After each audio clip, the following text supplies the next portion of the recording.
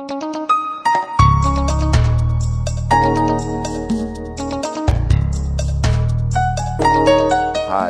I'm Mark Morrison-Reed, and I'm here to introduce you to my new book, In Between-Memoir of an Integration Baby.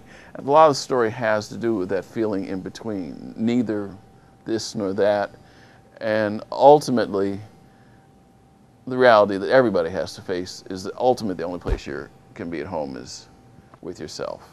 You have to learn to live with yourself and accept who you are and celebrate who you are and accept who you are. And who you are isn't just you. Who you are has to do with all your ancestors and how you bring them to this moment. Because I don't come here except through them. And I'm still working on the issues they had in their life to a degree. And so that's the other thing that became clear to me in writing the book. Okay, it started out with a story about me. It became a story about them in large part. We were in Switzerland in 1987, back at the school, teaching for a semester. I was on sabbatical.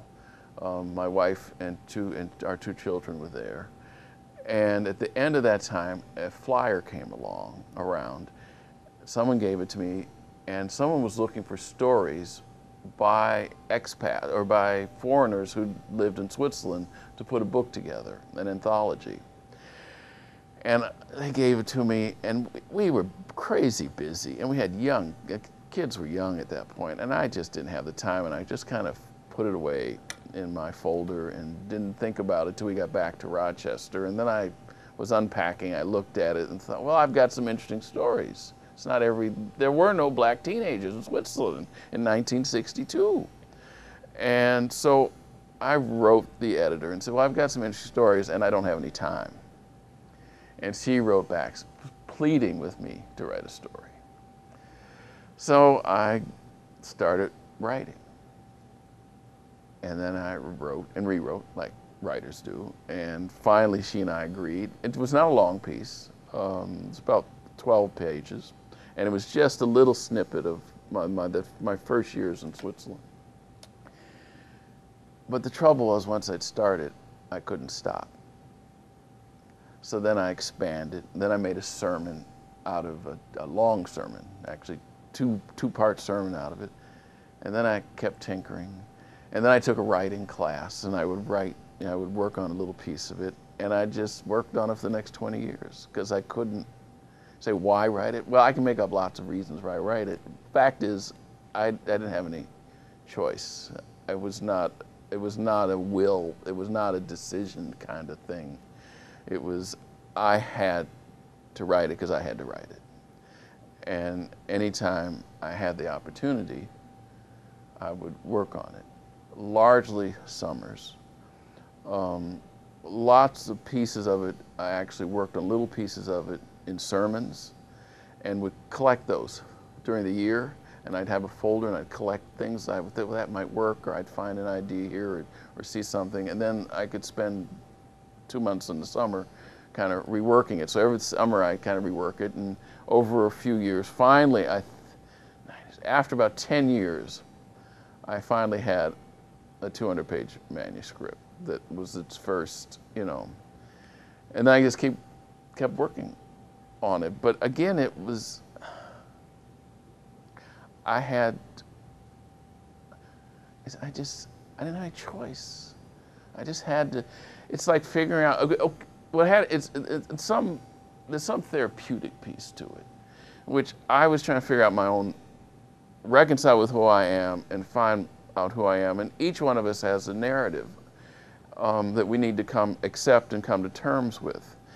And the first time you write something, you throw everything in. Everything, the kitchen sink, the laundry, everything goes in. And the more I wrote, the more it got focused. And the more it gets focused, the more you say, well, that's a nice story, but it doesn't belong. So you take that out and then you rework it again. So, and then you need to change in the process in relationship to the material. The other thing that happens when you first start writing is you don't have any distance. a lot of it was like it was happening to me all over again, and had the same power and the same emotions attached to it. And I didn't have any, well, I don't say any, didn't have much distance. But over time, I got more distance, I got more ironic distance, more humor about who I was and how I was, and more ability to laugh at myself and my foibles, and to communicate that in the writing. So people know I'm not taking myself too seriously, or that I'm still lost in the events and haven't resolved them. So, and that took, I don't know, it took 20 years almost.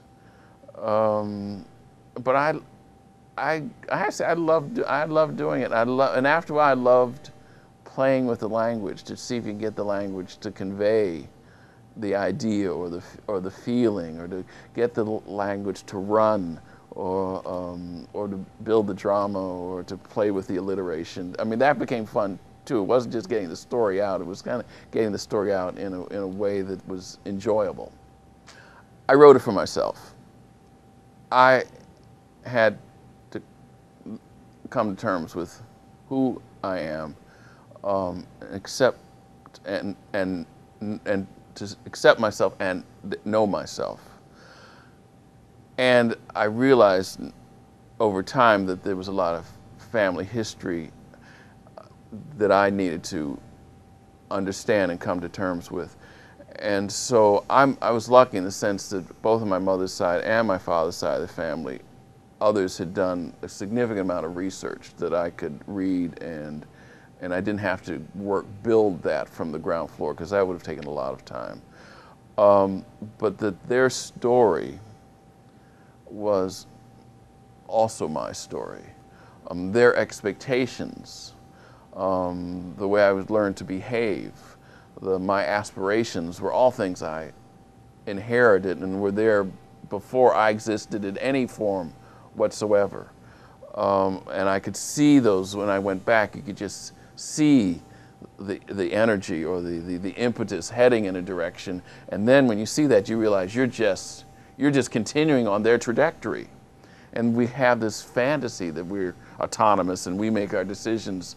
Well, it's very fanciful, because it's not. We are all kind of projections forward from what we inherited, both biologically and genetically, but also emotionally. And so I began to see that my life didn't make sense apart from including things about my parents and their parents and that whole dynamic.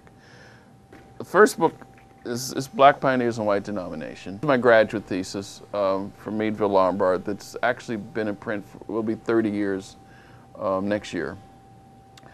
And it was about two of my black predecessors in the Unitarian Universalist movement. Egbert Ethelred Brown, who started ministry in Harlem in 1920, and Louis McGee, who started his ministry in Chicago around 1948.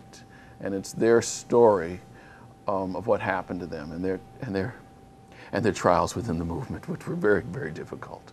The other has been In the Storm So Long. So this is a book of meditations of African Americans, largely but not exclusively Unitarian Universalists, going back a century. And it just tries to capture the African American experience within the movement in a liturgical way, so that we can bring that into this overwhelmingly white denomination. I mean, Unitarian Universalism is something like 97.5% Euro-American. Probably obviously speak to boomers, because I am a boomer. There's no way not to. I mean, earlier title for the book was Black Hippie. But boomers would get it. We thought, the editor said, well, boomers would get it, but there's a whole generation after the boomers are gonna know, so what's a black hippie, or it's passé or whatever. So that went by the wayside. But because God knows I was well, I guess I still am. I haven't let it go yet.